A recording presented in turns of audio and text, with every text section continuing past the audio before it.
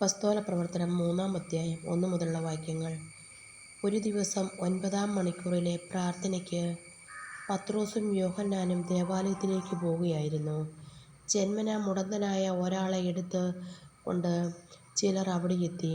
ദേവാലയത്തിൽ പ്രവേശിക്കുന്നവരോട് ഭിക്ഷ യാചിക്കാനായി സുന്ദര കവാടം എന്ന് വിളിക്കപ്പെടുന്ന ദേവാലയത്തിലെ വാതിൽക്കൽ അവനെ കിടത്തുക പതിവായിരുന്നു.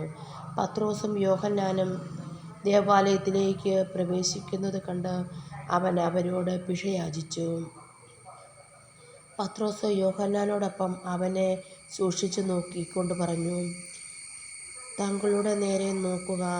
അവരുടെ പക്കൽ നിന്ന് എന്തെങ്കിലും കിട്ടുമെന്ന് പ്രതീക്ഷിച്ച് അവൻ അവരെ നോക്കി. പത്രോസ് പറഞ്ഞു, വെള്ളിയോ സ്വർണമോ എൻ്റെ കയ്യിലില്ല. എനിക്കുള്ളത് ഞാൻ നിനക്ക് തരുന്നു. നസറേയനായ യേശുവിൻ്റെ നാമത്തിൽ എഴുന്നേറ്റ് നടക്കുക. പത്രോസ് വലതു കൈ പിടിച്ച് അവനെ എഴുന്നേൽപ്പിച്ചു. ഉടൻ തന്നെ അവൻ്റെ പാദങ്ങളും കണങ്കാലുകളും ബലം പ്രാപിച്ചു.